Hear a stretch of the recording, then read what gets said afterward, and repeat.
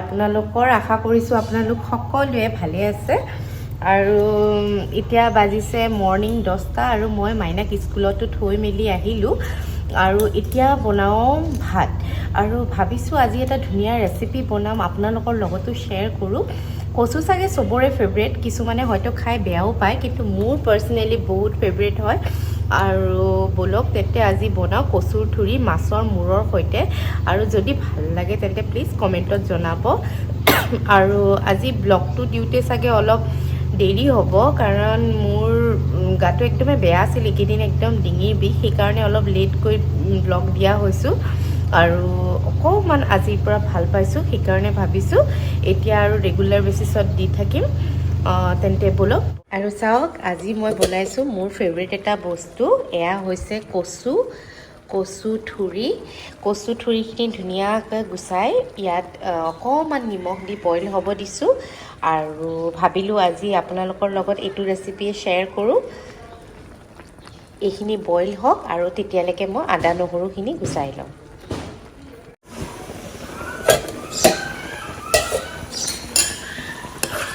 আৰু এয়া 10 মিনিট পিছত ধুনীয়াকৈ সিজি গৈছে কচু ঠুৰিখিনি। এতিয়া পানীখিনি টুকি ল'ম।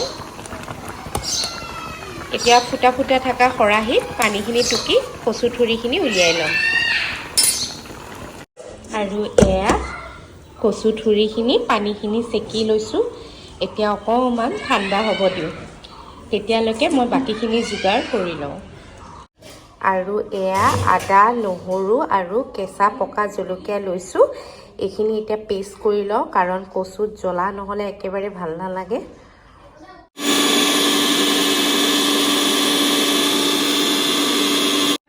আৰু এইফালে অকণমান বিন আৰু আলু কাটি লৈছোঁ, বিন আলু ভাজিম।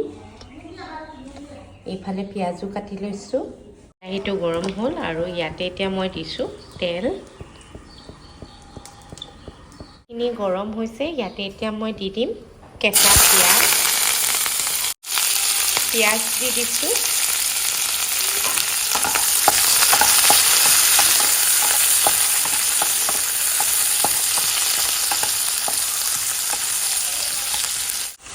এয়া পিঁয়াজখিনি ভাজা হৈ গৈছে, এতিয়া ইয়াতে দি দিম আদা নহৰু আৰু জলকীয়াৰ পেষ্ট।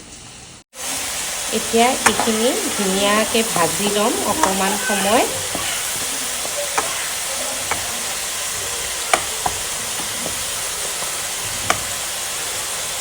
এতিয়া ইয়াতে দি দিছোঁ কাটি থোৱা বিলাহীখিনি।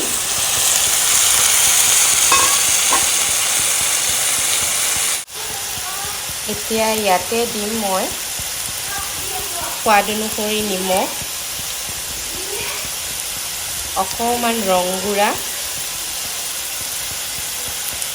অকণমান জিৰা পাউডাৰ আৰু আধা চামুচ কাশ্মীৰী ৰেড চিলি পাউডাৰ। এয়া ধুনীয়াকৈ ভাজা হৈ গৈছে, বিলাহীখিনিও গলি গ'ল। আৰু এতিয়া ইয়াতে দি থওঁ, এতিয়া ইয়াতে দিম বইল কৰা কচুখিনি। নোলোৱাই হ'ল। এয়া বইল কৰা কচুখিনি দি দিছোঁ।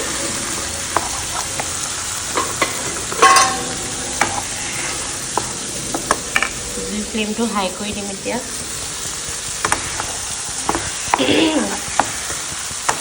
আৰু এয়া ধুনীয়াকৈ কচুখিনিও ভাজি ল'ম বিলাহীখিনিৰ লগত। এতিয়া হাই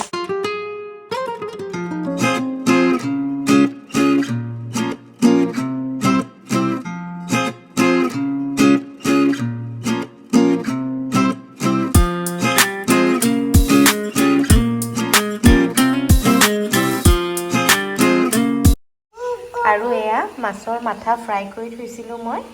এতিয়া এয়া কচুখিনিত অলপ মাছৰ মাথা পেলাই দিম আৰু এয়া মাছৰ মাথাখিনি দি দিলোঁ। এতিয়া এইখিনিও ধুনীয়াকৈ ভাজি ল'ম অকণমান সময়।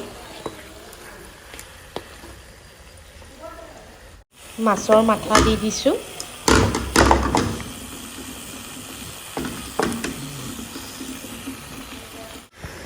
আৰু চাওক, এইখিনি ধুনীয়াকৈ ভাজি লৈছোঁ আৰু অলমষ্ট হৈ গ'ল।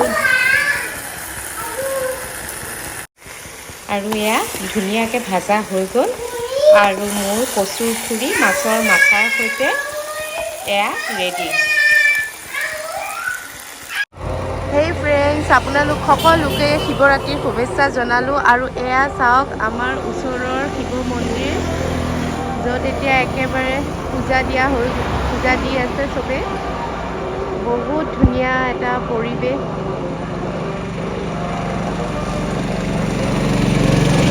কেইটামানো দি দিছোঁ। এতিয়া গাখীৰখিনি অলপ পকাই ল'ম। চেনি,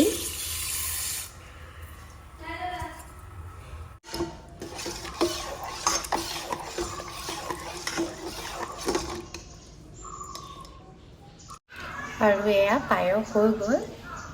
ইয়াতে মই ঘিউ আৰু মৌ অলপো দি দিছোঁ আৰু ৰেডি হৈ গ'ল ভোগৰ পায়স।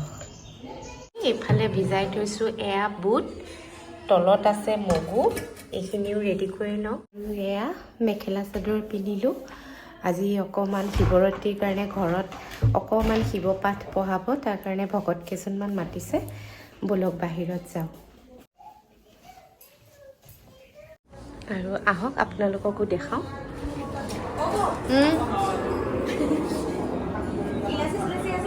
আপোনাৰ লগৰ কেইজন ক'ত? অহাই নাই যে।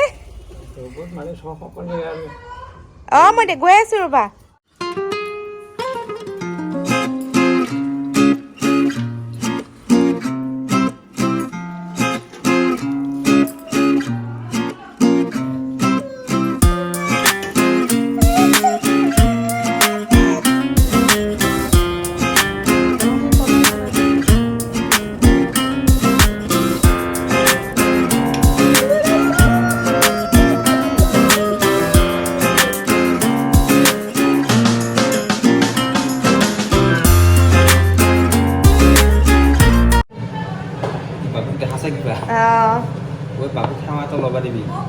বনাই আছে, কি বনাই আছে প্ৰতিটা? ফুটা বাবুক দেখাইছা? এয়া বনাই আছে ঘোটা। এইফালে গাখীৰ বইল হ'ব দিছে। এইফালে লৈছে ইলাচি আৰু লং।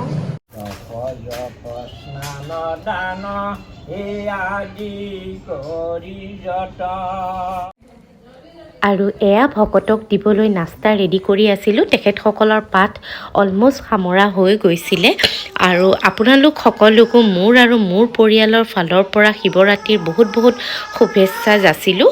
আৰু ব্লগটো দিওঁতে চাগে শিৱৰাত্ৰি পাৰে হৈ যাব। তথাপিও বাৰু মোৰ ফালৰ পৰা আপোনালোকক শুভেচ্ছা থাকিল। তেন্তে আজি আৰু ব্লগ ক'ত কৰা হ'ব ইমান ভাগৰৰ মাজত। আজি ব্লগটো ইয়াতে সমাপ্ত কৰোঁ। পুনৰ আকৌ এবাৰ লগ পাম নতুন এটা ব্লগ বা ৰেচিপি লৈ। Till then bye bye.